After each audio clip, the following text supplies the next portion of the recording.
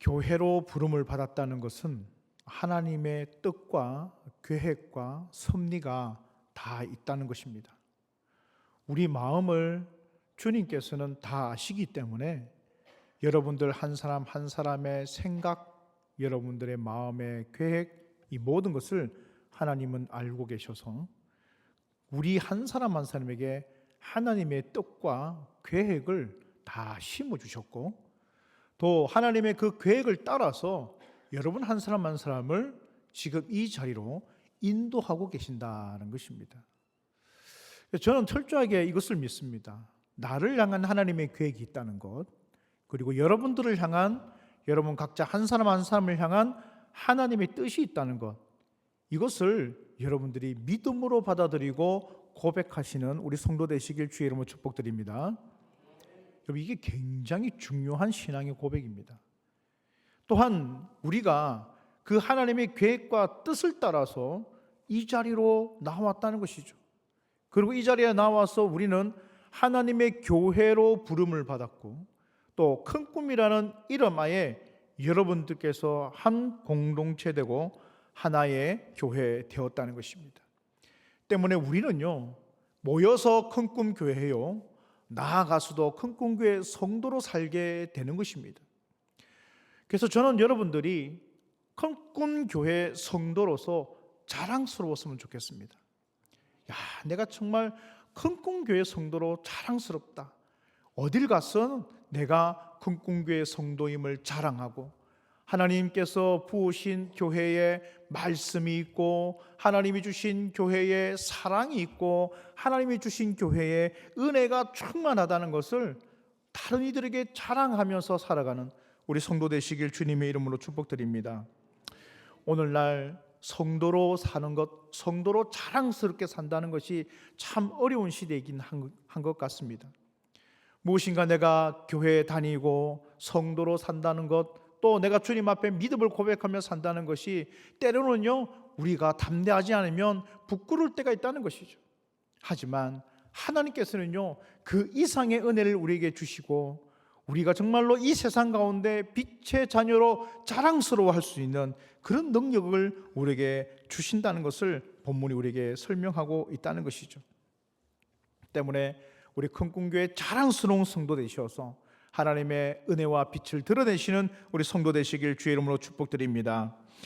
15절 말씀을 한번 읽어보겠습니다. 본문 15절 말씀입니다. 같이 한번 한 목소리로 읽어보겠습니다. 본문 15절입니다. 우리 말씀 보면서 읽겠습니다. 너희는 시작. 너희는 다시 무서워하는 종의 영을 받지 아니하고 양자의 영을 받았으므로 우리가 아빠 아버지라고 부르짖느니라. 아멘. 본문 15절에 보면요, 우리가 양자의 영을 받았다, 그렇게 말씀하고 있습니다. 그리고 그 양자의 영을 받았으므로 우리는 무엇이라고 고백합니까? 우리 하나님을 아빠라 고백한다는 것이죠. 여러분, 사실 본문 1절에 보면요, 그러므로 이제 그리스도 예수 안에 있는 자에게 결코 정죄함이 없다라고 말씀하고 있죠. 이건 신앙의 성숙이 이와 같다는 것을 잘 설명해 주고 있습니다. 처음에는 내가 정죄함이 없는 하나님의 의로운 백성 된 것, 구원받는 것, 천국 가는 것, 죄사함을 받는 것, 이게 중요한 이슈일 수가 있습니다. 그런데 그 신앙을 고백한 사람들이 교회로 모여서 함께 섬기고 봉사하고 수고하면 수고할수록 점점 그 안에서 무엇을 느끼게 됩니까? 하나님의 사랑을 느끼게 된다는 것이죠. 하나님의 사랑을 느끼는 사람은요, 이제는요, 자기 마음대로 살아가는 것이 아니라 그 하나님 아버지의 마음을 내 마음으로 담아서 하나님의 계획과 뜻을 이루기 위하여 살게 된다, 그것을 의미하는 것이죠. 그래서 하나님을 여러 신들 중에 한 분으로 부르는 것이 아니라 이제 그 하나님을 나의 아버지, 아빠로 부르게 된다는 것입니다. 하나님이 여러분의 아버지 되시고 하나님이 여러분들의 참 부모이심을 고백하시는 성도 되시길 바랍니다. 태어난 자녀는요, 이제 태어난 것뿐만이 아니라 점점 자라면서 그 유년기와 소년기와 청소년기, 청년기를 넘어가면서 그 자녀는 아버지의, 어머니의 사랑을 느끼게 되고, 그 사랑을 느낀 자녀는요, 우리 엄마가, 우리 아버지가 나를 이렇게 사랑하니까 내가 그 사랑에 보답하기 위해서, 또는 그 사랑에 합당하게 살아야지, 내 마음대로 살아가는 것이 아니라 이제 하나님의 마음을 담아 살아야지, 그런 마음을 품게 되는 것이 자연스러운 것이거든요. 때문에 우리도 15절의 말씀과 같이 우리가 양자의 영을 받았다고 말하고 있습니다. 하나님의 독생자는요, 오직 한 분이십니다. 예수 그리스도십니다. 이제 그 예수 그리스도가 하나님의 참 아들이신데, 그분을 통하여 주님 앞에 구원받는 우리는 이제 하나님의 양자 되었다, 하나님의 자녀 되었다는 것을 인정하고, 그리고 그분의 뜻을 따라서 하나님을 이제 참 부모, 아빠라 부르게 되는 이 영광된 은혜의 자리로 들어가게 된다는 것, 우리가 이것을 꼭 기억해야 된다는 것을 본문이 우리에게 설명하고 있는 것이죠. 그렇다면 이제 우리가 하나님의 자녀 되었고 하나님의 사랑을 받고 하나님의 사랑의 마음을 담아서 살아가야 될 텐데, 그 삶의 모습이 어떠해야 될 것인가, 어떤 마음으로 살아야 될 것인가, 세 가지로 정리해서 우리에게 말씀하고 있습니다. 본문 12절 말씀을 읽으면서 한번 본문 안으로 들어가 보도록 하겠습니다. 12절입니다. 그러므로 시작.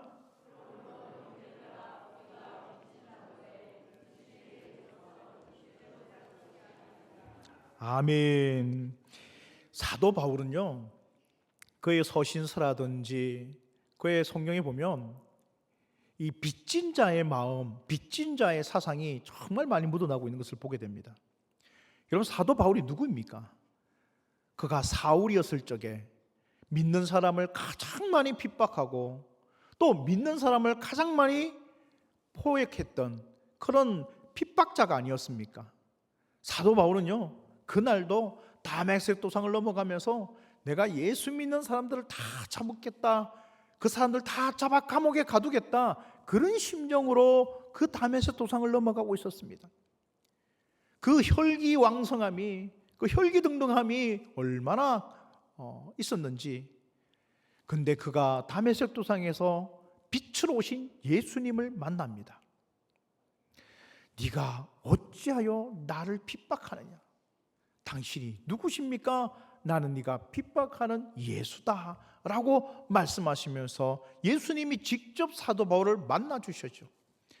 만나 주시는 그 가운데서 사도 바울이 회심을 하게 되고요, 그가 회심하고 보니 자기야말로 정말 괴수 중에 괴수요, 가장 악한 사람 중에 악한 사람이요, 자기만큼 예수님을 핍박한 사람이었고 자기야말로 진짜 예수님의 손과 발에 못 박은 사람이란 사실을 깨닫게 된 것이죠. 이 사도 바울의 그 빚진 마음을 가지고 살았습니다. 그 빚진 마음으로 우리가 어떻게 살아야 됩니까? 이 빚을 갚기 위해서 그는요, 더 열심히 복음을 전하고 더 열심히 교회를 섬기고 더 열심히 헌신하게 되는 삶을 살더라는 것입니다. 주님께서 바로 우리에게 그 빚진 자의 마음을 원하시고 있다는 것이죠. 마태복음 18장 32절에서 35절의 말씀을 보면 이렇게 말하고 있습니다. 제가 읽어보겠습니다. 이에 주인이 그를 불러다가 말하되, 악한 종아, 내가 빌기에 내가 내 빚을 전부 탕감하여 주었거늘 내가 너를 불쌍히 여김과 같이 너도 내 동료를 불쌍히 여김이 마땅하지 아니하냐 하고, 주인이 노하여 그 빚을 다 갚도록 그를 옥졸들에게 넘기니라. 너희가 각각 마음으로부터 형제를 용서하지 아니하면 나의 하늘 아버지께서도 너희에게 이와 같이 하시리라. 이렇게 말씀하고 있습니다. 이 말씀은 어떤 말씀이냐? 바로 1만 달란트를 빚진 종이 있었지요. 그 1만 달란트 빚진 종이 왕에게 나아가서 그 빚을 다 탕감받습니다. 여러분, 1만 달란트라는 것은 사람이 갚을 수 없는 어마어마한 돈입니다. 근데 그 빚을 줬어요. 근데 왕이요, 그의 불쌍함을 보고 그 빚을 다 탕감해 주었습니다. 다 그냥 없던 것으로 하자. 그 빚을 내가 다 갚아주겠다. 그 1만 달란트를 탕감받은 이 종이요, 고작 얼마 안 되는 돈을 내가 다시 빌려줬는데 그것을 갚지 않는다고 그 사람을 핍박하더라는 것입니다. 그래서 이 왕이 그를 다시 불러다가, 아니 내가 너에게 1만 달란트를 다 탕감해 주지 않았느냐? 네가 그것을 탕감받았다면 너도 당연히 너에게 빚진 자를 용서해주고 탕감해 줘야 하거늘 너는 어찌 그렇게 살지 못하느냐? 책망하는 장면인 것이죠. 우리는 그래서 예수 그리스도의 핏값을 빚진 사람이라는 사실을 꼭 기억하시길 바랍니다. 우리는 주님의 핏값에 빚을 졌습니다. 이 빚은요, 예수님에게 갚는 것이 아닙니다. 이 빚은 누구에게 갚아야 됩니까? 그러면 나와 함께 하고 있는 사람들에게 그 빚을 갚아야 된다는 것을 의미하는 것이죠. 하나님으로부터 내가 빚을 졌습니다. 예수 그리스도의 핏값을 빚을 졌습니다. 이 빚을 갚을 수 있는 유일한 방법은 여러분 함께 하고 있는 여러분들의 지체들에게 그 사랑을 나눠주고 그 은혜를 나눠줌으로 말미암아 그 빚을 탕감한다는 사실을 꼭 기억하시는 우리 성도 되시길 바랍니다. 때문에 우리의 수고와 우리의 헌신과 우리의 봉사는요, 빚을 갚는 행위입니다. 빚을 갚는 거예요.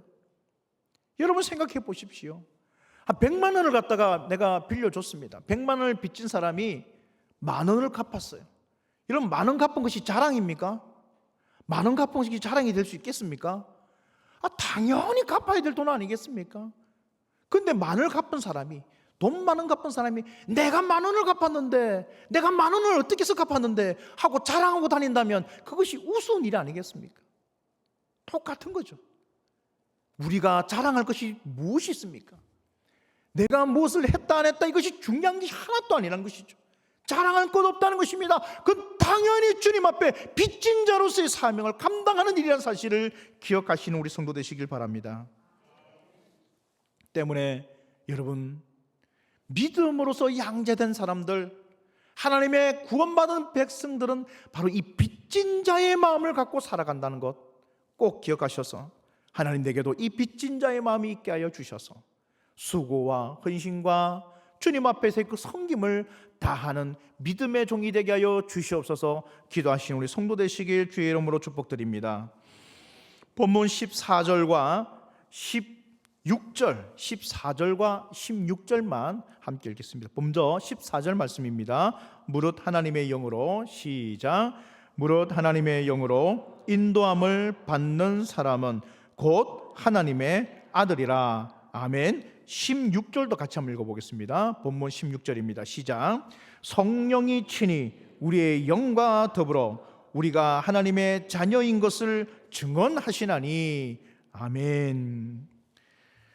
두 번째, 양자의 영을 받은 하나님의 아들들, 하나님의 자녀들은요, 빚진 자의 마음을 가지고요, 두 번째는 따라하겠습니다. 성령의 인도를 받습니다. 아멘. 성령의 인도를 받는 삶을 산다는 것입니다.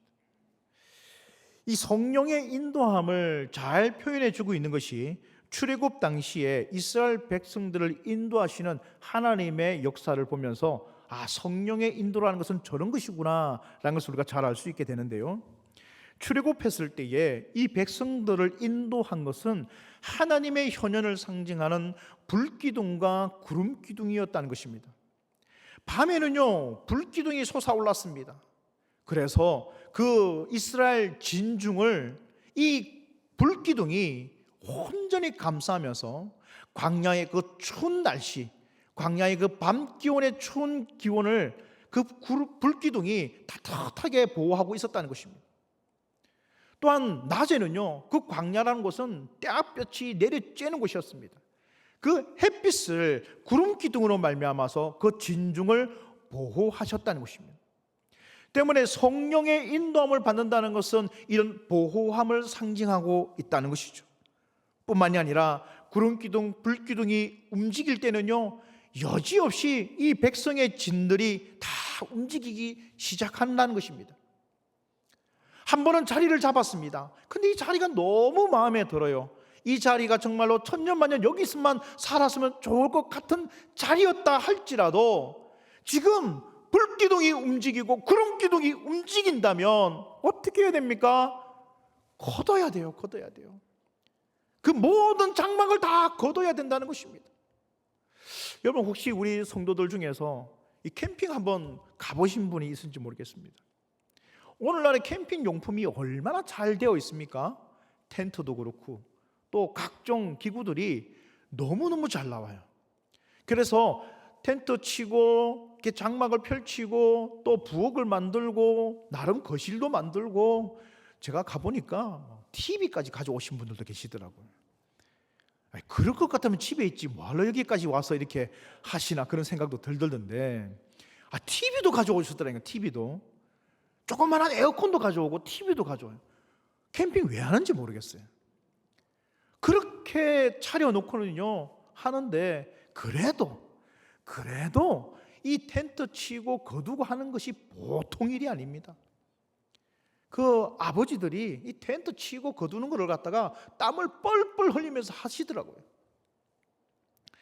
그걸 보면서 옛날 출애굽 당시에 이 이스라엘 백성들이 한번 장막을 치고요, 한번 거기서 틀을 잡고 산다는 거, 이거 보통 어려운 일이 아닌데 그것을 또 다 짊어지고 다 걷어서 다시 움직인다는 건 이것 또한 보통 일이 아니라는 것이죠. 한번 자리 잡으면 거기에 안주하고 싶습니다. 거기에 영원히 거하고 싶습니다. 거기에 적응하면서 살고 싶습니다. 그렇지만 구름기둥이 움직이기 시작하고 불기둥이 움직이기 시작하면 자다가도 일어나서 그 장막을 다 걷어야 하는 것입니다. 하나님이 행하시면, 하나님이 앞서가시면 나도 그 길을 따라가겠습니다. 나도 그 길을 나아가겠습니다. 그 고백을 하는 것이 성령의 인도와 성령과 함께하는 삶이라는 사실을 기억하시는 우리 성도 되시길 바랍니다. 고린도전서 7장 24절에는요 이렇게 말하고 있습니다. 형제들아, 너희는 각각 부르심을 받은 그대로 하나님과 함께 거하라 라고 말씀하고 있습니다. 성령의 인도를 받는다는 것은요, 내가 좋은 길로 가는 것을 의미하는 것이 아닙니다. 내가 꽃길만 가는 것이 의미하는 것이 아닙니다. 내가 원하는 형통의 길로 가는 것을 말하는 것이 아닙니다. 이스라엘 백성들이 출애굽을 해서 나왔을 때에 그 상황은 정말로 척박하기 이를 데가 없는 것이죠. 광야의 길이었습니다. 그 광야의 길에는요 목마름이 있었고요, 배고픔이 있었고요, 또 뱀들이 우글거리면서 그 불뱀들이 사람들을 물기까지 하는 것이죠. 또한 심지어 이민족의 침략과 전쟁이 일어났던 곳이 광야입니다. 하지만 하나님의 역사는 그 광야로 성도들을 인도하고 계시더라는 것입니다. 하나님이 인도하는 곳이, 하나님이 나를 붙들어 나아가게 하시는 곳이 그 광야라 할지라도 그곳이 주님과 함께하는 곳이라면 그 자리가 천국임을 믿으시는 성도 되시길 바랍니다. 사도행전 7장 38절에 이렇게 말하고 있습니다. 시내산에서 말하던 그 천사와 우리 조상들과 함께 광야 교회에 있었고 또 살아있는 말씀을 받아 우리에게 주던 자가 이 사람이라 라고 말하고 있습니다. 여러분, 교회가 광야입니다. 뭐 세상에 나가는 저 직장과 세상의 여러분들의 삶의 광야가 아니고요, 이 교회 자체가 광야라는 것입니다. 하지만 광야라 할지라도 그곳에 하나님의 말씀이 있고 그곳에 하나님이 함께 하심이 있고 성령의 역사가 있다면 이 자리가 광야 교회요, 이 자리가 축복의 자리요, 이 자리가 성령과 함께하는 은혜의 자리임을 믿으시는 우리 큰공교회 성도 되시길 주의 이름으로 축복드립니다. 그래서 저는요, 우리 성도들이 어딜 갔어든 우리 큰공교회를 자랑했으면 좋겠습니다. 가서 많은 사람들에게 우리 교회는 하나님의 말씀이 살아있습니다. 우리 교회는 하나님의 은혜가 넘칩니다. 우리 교회는 하나님의 사랑이 충만합니다. 그렇게 교회를 자랑하시는 우리 성도 되시길 바랍니다. 뭐 여기도 교회고 저기도 교회고 똑같은 교회인데 뭐 어디 가나 똑같습니다.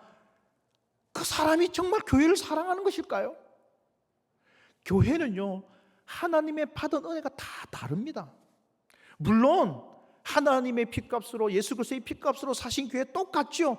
은혜는, 하나님이 주시는 그 구원의 은혜는 똑같이 있습니다. 하지만 그렇다 할지라도 여러분들의 가정을 한번 살펴보십시오. 가정의 최고의 목적은 뭡니까? 가정 구성원의 행복 아니겠습니까? 행복한 삶을 위하여 가정이 꾸려지고 자녀들을 낳고 하는 거 아니겠습니까? 하지만 그 행복을 추구하는 가정마다의 모습과 양식은 다 다른 것이에요. 어떤 가정은요, 가족끼리 그렇게 여행을 자주 다니는 가정이 있더라고요. 그들은 그 여행을 통해서 그 가정의 행복을 추구하고 있더라고요. 어떤 가정은요, 식사, 저녁은 꼭 함께 해야 된다는 규칙을 정해놓고 저녁 식사만큼은 모든 가정이 다, 가족 구성원들이 다 모여서 함께 식사하는 것을 통해서 행복을 추구하더라는 것이죠. 어떤 가정은 자신의 사생활을 철저하게 지켜줌으로 가정의 행복을 추구하는 가정이 있고요, 또 어떤 가정은 대화를 참 많이 하는 가정이 있어요. 그렇게 함으로 가정의 행복을 추구하는 가정도 있습니다.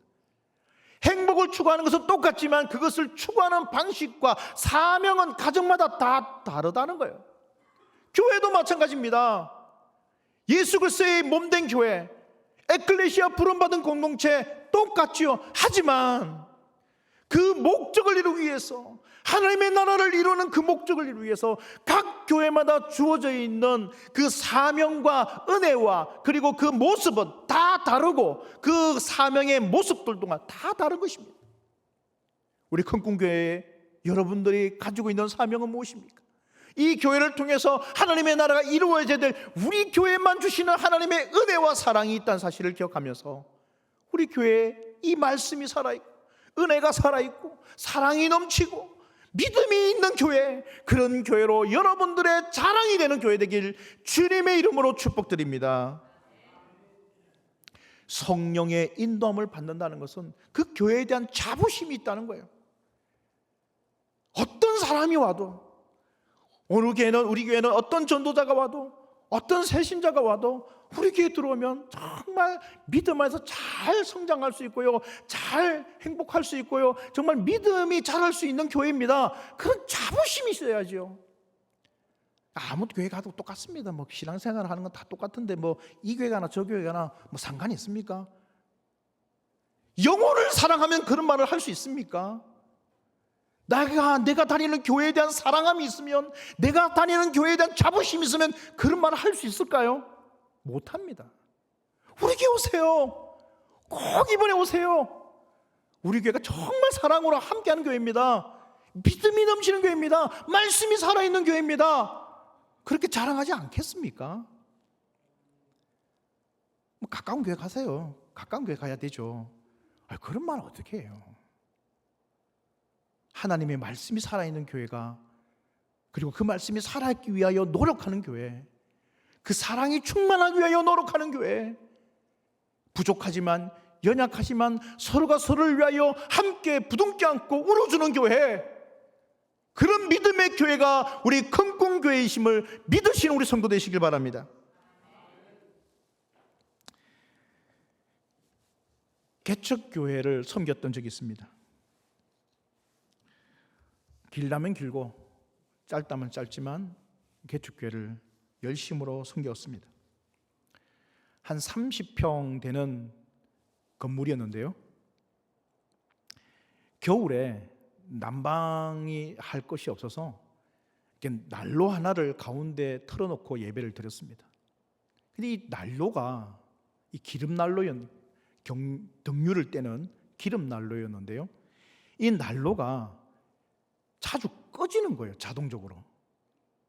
여러분 난로 혹시 한번 피워보시면 아시겠지만 난로가 중간에 잘못되어서 이렇게 꺼져버리잖아요. 그러면 그 매캐한 연기가 확 올라와요. 매캐한 연기가.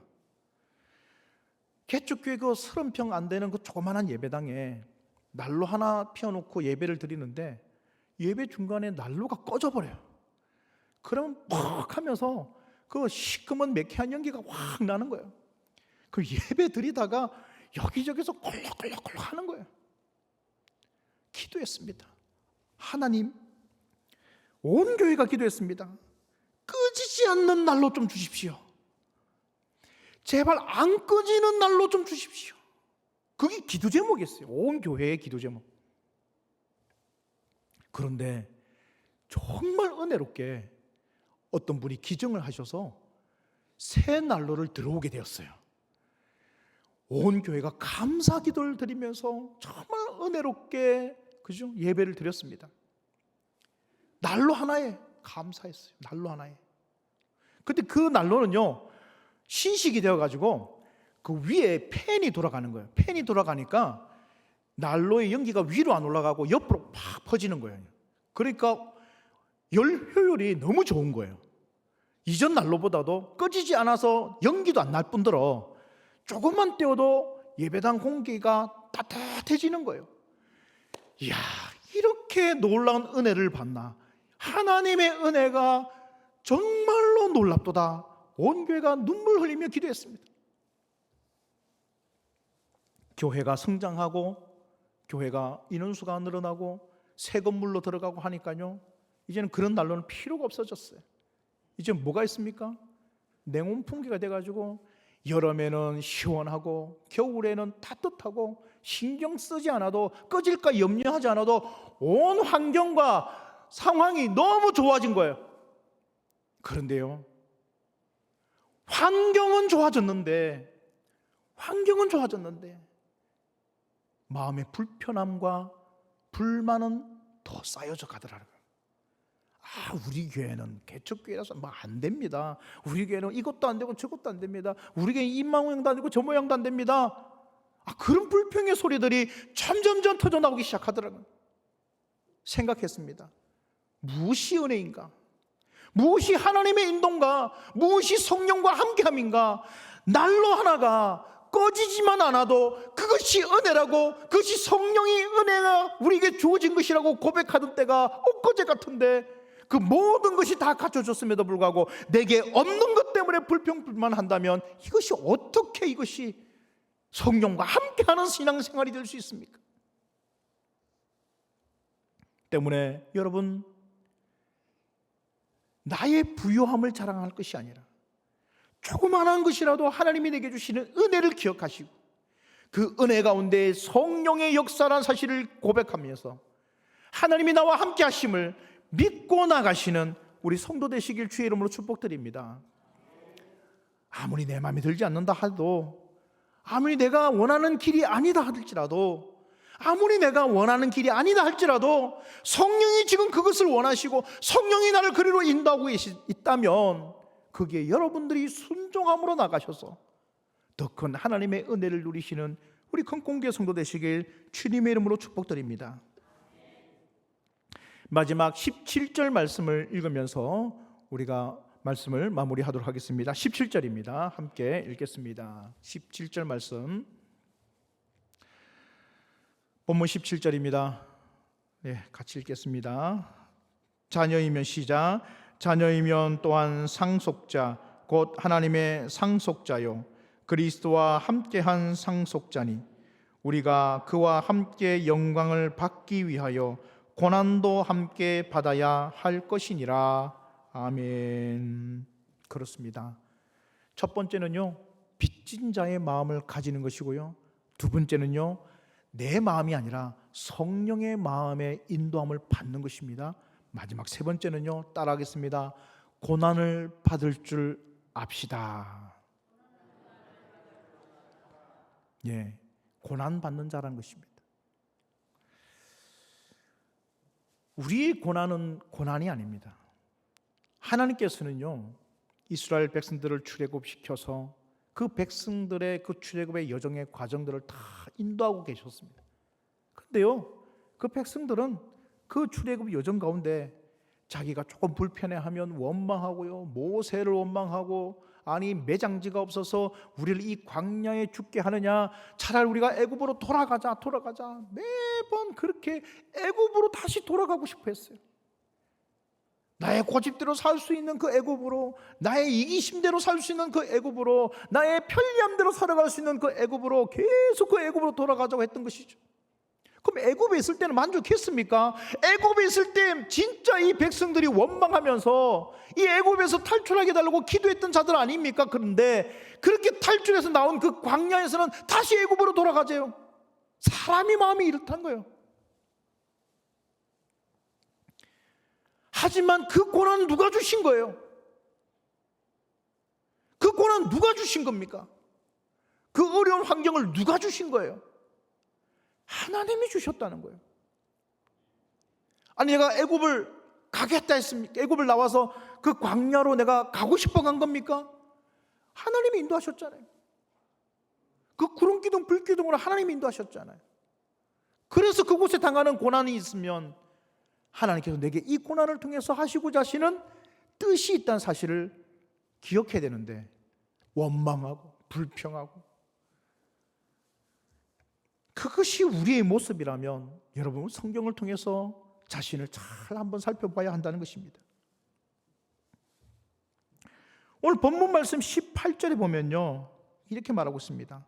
생각하건대 현재의 고난은 장차 우리에게 나타날 영광과 비교할 수가 없도다. 이 사실을 믿으시면 아멘하시기 바랍니다. 현재의 고난은 장차 오게 될 영광과 어떻다고요? 비교할 수 없다. 저는 이 말씀이 너무 위로가 됩니다.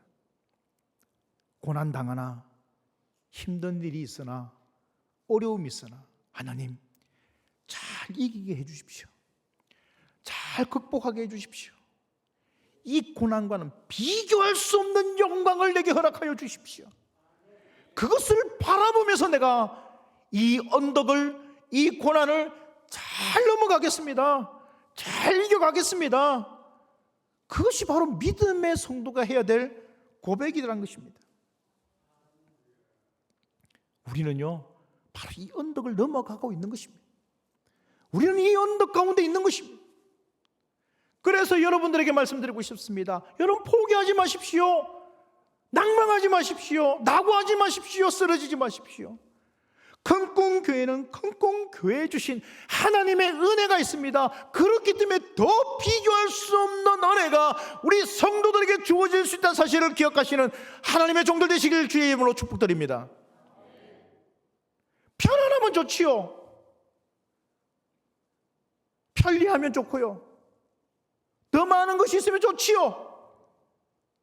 하지만 그렇게 하지 아니하실지라도, 그것이 내게 이루어지지 않을지라도 하나님이 이것을 통하여 내게 주시는 더 큰 은혜가 있다면 그것을 사모하며 이 고난을 능히 이겨내고도 남음 있는 우리 큰꿈교회 성도 되시길 주님의 이름으로 축복드립니다. 베드로전서 2장 20절에서 21절입니다. 죄가 있어 매를 맞고 참으며 무슨 칭찬이 있으리요? 그러나 선을 행함으로 고난을 받고 참으면 이는 하나님 앞에 아름다우니라 라고 말씀하고 있습니다. 21절은 이를 위하여 너희가 부르심을 받았으니 그리스도도 너희를 위하여 고난을 받으사 너에게 본을 끼쳐 그 자취를 따라오게 하려 하셨습니다. 여러분, 주님이 이미 이 고난을 받으셨고 우리를 그 고난 가운데로 인도하고 있다는 것입니다. 신앙생활 편하게 하려고 하지 마십시오. 신앙생활 안락하게 하려고 생각하지 마세요. 그건 신앙생활 하는 것이 아닙니다. 고난 가운데 더 큰 은혜를 삼하는 믿음을 가지고 그 고난, 그 환난아 내게 오너라, 고난아 내게 오너라, 예수 그리스도의 은혜로 이 모든 환난과 고난을 능히 이기고도 남음이 있으리라, 그 고백을 하시는 우리 성도 되시길 바랍니다. 때문에 우리는 더 큰 은혜를 받을 수 있다는 거예요. 다른 교회와는 비교할 수 없는 더 큰 은혜를 우리 성도들이 누릴 수 있다는 사실을 기억하시길 바랍니다. 저는 오늘 말씀을 통하여 자랑스러운 하나님의 아들로 사는 것, 자랑스러운 하나님의 자녀로 사는 것, 빚진 자의 마음을 가지시고 또한 성령이 함께 하심을 믿고 성령의 인도를 받는 삶이 되시고 마지막으로 고난을 두려워하지 않고 그 고난을 능히 이기고도 남아 믿는 그런 하나님의 능력 있는 종으로 사시길, 그래서 주님 앞에 칭찬받고 하나님이 인정하는 삶을 사시는 우리 큰공교회 성도 되시길 주님의 이름으로 축복드립니다. 기도하겠습니다. 하나님 감사합니다. 날마다 주님과 함께하는 마음과 중심, 주님께서 우리 심령을 온전히 붙잡아 주셔서 하나님 앞에 살아가는 우리 큰공교회 성도가 다 되게 하여 주시옵소서. 하나님의 아들 되어 주님을 사랑한다고 고백할 때 주님께서 우리를 이같이 인도하여 주실 줄 믿습니다. 그 믿음의 길에서 주님 승리하는 우리 하나님의 큰공교회 성도 모두가 되게 하여 주시옵소서. 예수님의 이름으로 축복하며 기도하옵나이다. 아멘.